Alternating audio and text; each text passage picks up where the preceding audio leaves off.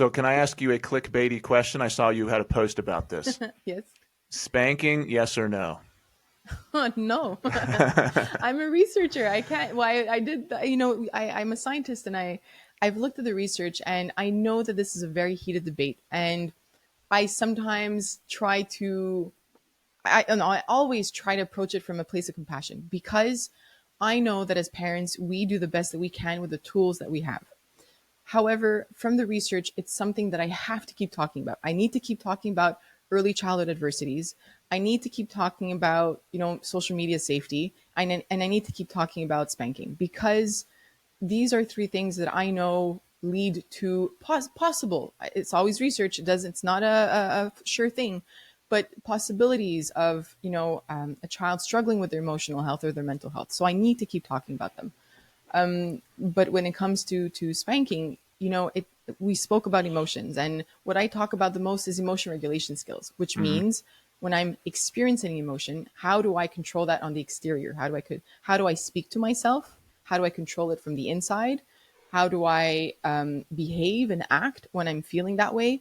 And I've spoken to so many parents. People reach out to me and open up about spanking because I've never done it in a way where I'm pointing fingers and say, "How dare you?" I don't want to do that. That's not the place I'm coming from. Again, because I'm a parent, I know we all make mistakes or we do the best that we can. But when it comes to that, if it's a form of discipline, discipline has to teach a child what's the difference between what they shouldn't do and what they should do, right? What's right from wrong.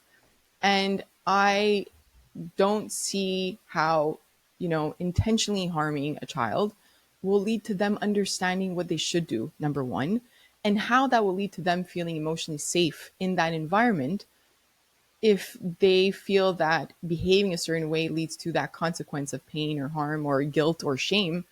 There's lots of research around that now. We didn't know that before. I was raised in that environment. I was raised with a hand lifting up, and that was a threat. I had a single mom. She had no other tools, but that led to certain things that I have to deal with now as an adult. And I don't want the next generation to do that, which is why I need to keep talking about it.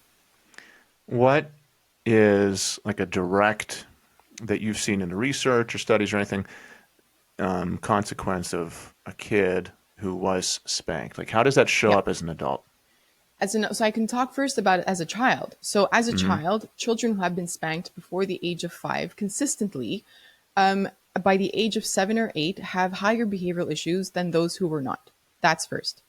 Secondly, being spanked or any sort of bodily harm put on by a parent is a childhood adversity. So an ACE is a childhood adversity, and 67% of us adults right now today have experienced some form of childhood adversity. And that leads to not only higher chances of mental health issues, but also physical health. There are books now and more researchers coming out talking about the impact of mental health and emotional health on the body itself.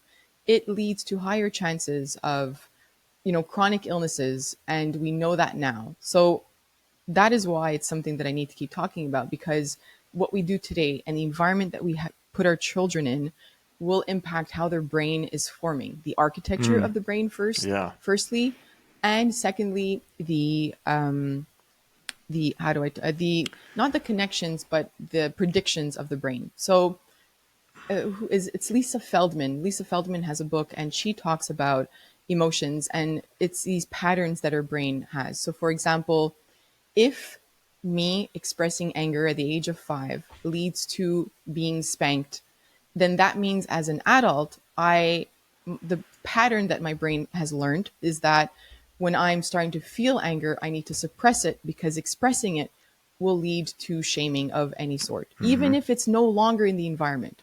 So that's the easiest way that I can break it down. Those are the patterns that the brain develops.